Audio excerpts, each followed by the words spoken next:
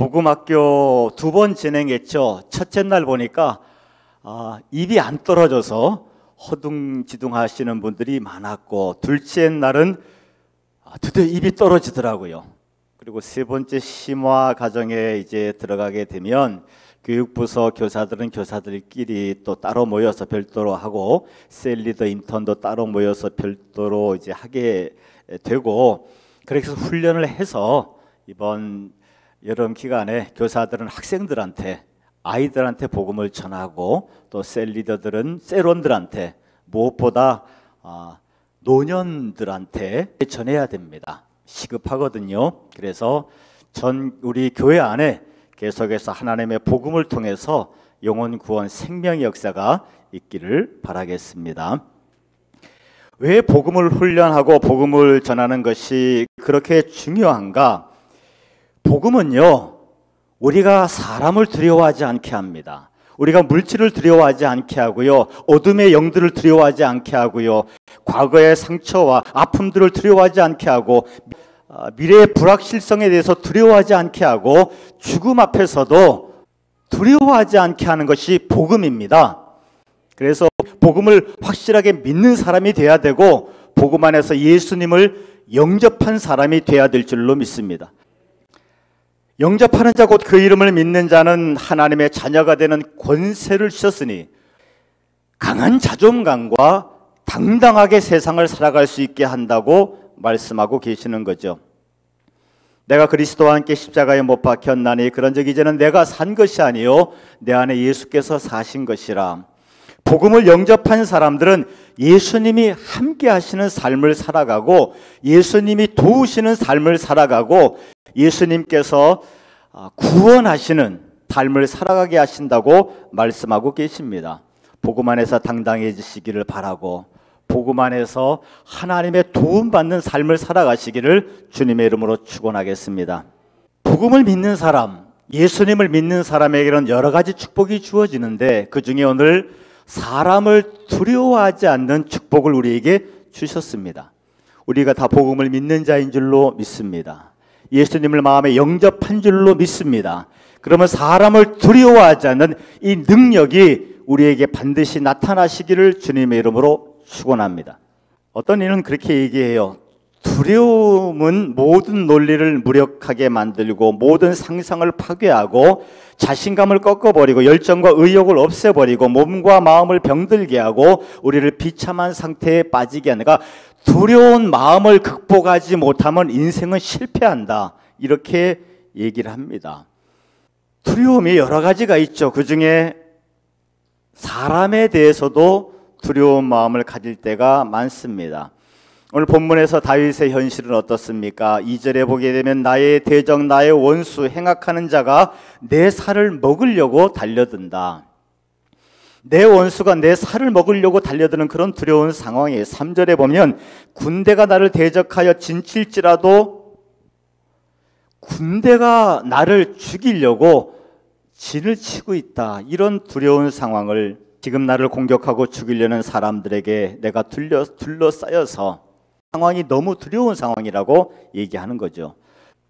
그래서 어떤 학자들은 편 27편을 사울왕이 다윗을 죽이려고 했던 그 상황 속에서 쓰여졌다라고 얘기하기도 하고, 또 다른 학자들은 압살롬이 반역을 일으킨 그때 지어졌다고도 얘기하기는 하는데, 어쨌든 분명한 것은 다윗이 그를 대적하고 죽이려고 하는 많은 사람들로 인해서 극심한 두려움을 느낄 수밖에 없는 그런 환경 속에 던져져 있다는 거예요. 그렇게 사람들로 말미암아 두려울 수밖에 없는 그런 환경 속에서 다윗은 뭐라고 고백을 하는가 하면 시편 27편 1절에 여호와는 나의 빛이요 나의 구원이시니 내가 누구를 두려워하리요. 여호와는 내 생명의 능력이시니 내가 누구를 무서워하리. 나는 두려워하지 않고 무서워하지 않는다고 확신에 차서 다윗이 고백하고 있거든요. 상황은 그렇지 않습니다. 상황은 수도 없이 많은 사람들이 내 살을 먹으려고 하고, 군대가 진치고 나를 죽이려고 하는 사람들이 나를 둘러서 포위하고 있는 그런 극악한 두려움의 상황입니다. 그런데도 불구하고 그 상황 앞에서 다윗은 뭐라고 고백하느냐? 나는 두려워하지 않는다. 나는 사람을 무서워하지 않는다. 라고 당당하게 고백하고 있습니다. 이유가 무엇입니까? 하나님께서 나의 빛이요, 나의 구원이시요, 나의 생명의 능력이십니다. 다윗이 담대할 수 있었던 이유, 사람을 두려워하지 않을 수 있었던 이유, 그것은 하나님이 나의 빛이요 나의 구원이시요 나의 생명의 능력이라고, 내 안에 예수님이 함께 하시다고, 예수님께서 나를 도우신다고 확신하는 고백이 이 모든 말할 수 없는 두려움의 상황을 이기게 한 줄로 믿습니다. 하나님께서 나의 빛이라고 하는 의미가 무엇입니까? 사람들이 나를 둘러싸서 나를 죽이려고 나를 공격하는 이 불안과 두려움이 흑암처럼 달려와도 하나님은 그 속에서 빛이 되어주시고 소망이 되어주신다는 거예요. 사람에 둘러싸여서 내 삶이 점점 그들의 공격으로 깜깜하고 어두워지고 절망 속에 그 나락에 떨어진다 할지라도 내가 주님의 이름을 부르면 주님은 나의 빛이 되어주시고 나의 소망이 되어주실 줄로 믿습니다. 내 생명의 능력이라고 하나님을 고백하는 의미는 무엇입니까? 내 생명의 안전한 피난처라고 하는 의미입니다. 아무리 원수들이 나를 둘러진치고 사람들이 나를 공격하고 해하려고 한다 할지라도 하나님께서 나를 보호하시고 반드시 하나님은 나의 피난처가 되신다, 그렇게 고백하죠. 나의 구원이시다 하는 말이 뭡니까? 어떤 두려움 속에서라도 하나님은 나를 건져내신다는 말씀이에요. 다윗이 자기를 죽이려고 하는 그 사람들에게, 무수한 사람들에게 둘러싸여서 두려워할 수밖에 없는 그런 환경 속에서 그럼에도 불구하고 사람을 두려워하지 않고 담대하게 대처해 나갈 수 있었던 이유, 하나님이 나와 함께 하시기 때문에, 그 하나님이 나를 도우시기 때문에, 나는 그 하나님을 믿기 때문에, 내가 그 예수님을 내 마음에 영접했기 때문에, 내가 복음의 진리를 깨닫고 믿기 때문에 그렇게 고백하고 있습니다. 이 고백이 저와 여러분의 고백이 되시기를 주님의 이름으로 축원하겠습니다. 오래전 어린 다윗은 골리앗을 만난 적이 있습니다. 골리앗의 키가 지금 계산해 보니까 2m 80. 주일학교 때부터 듣던 얘기예요. 뭘 새삼스럽게. 자, 2m 80에 갑옷 무게만 57kg니까 얼마나 힘이 세겠습니까? 창의 무게만 7kg 정도 됐다고 합니다.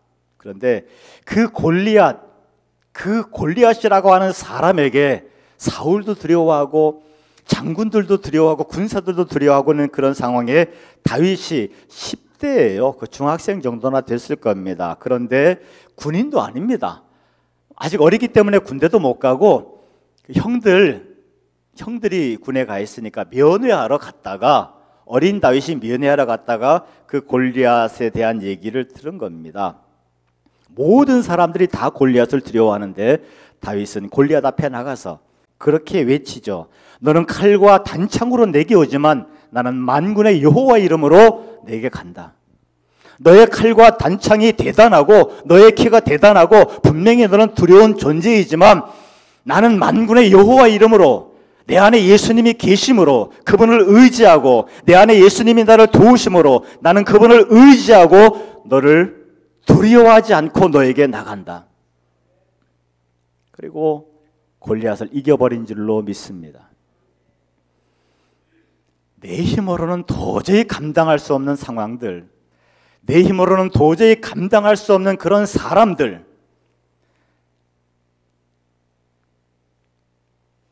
어려움들이 있죠.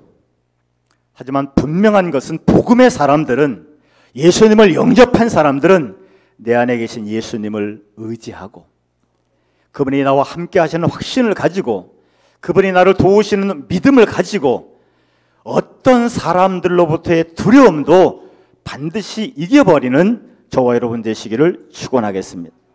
복음을 믿는 사람들은 예수님이 함께 하시고 반드시 도우십니다. 절대로 사람에게 눌리거나 사람의 시선과 평가에 휘둘리거나 사람을 더 이상 두려워하지 않는, 내 안에 계신 주님을 믿는 간절한 마음으로 더 이상 사람을 두려워하지 않는 이 복을 누리는 저와 여러분 되시기를 주님의 이름으로 축원하겠습니다.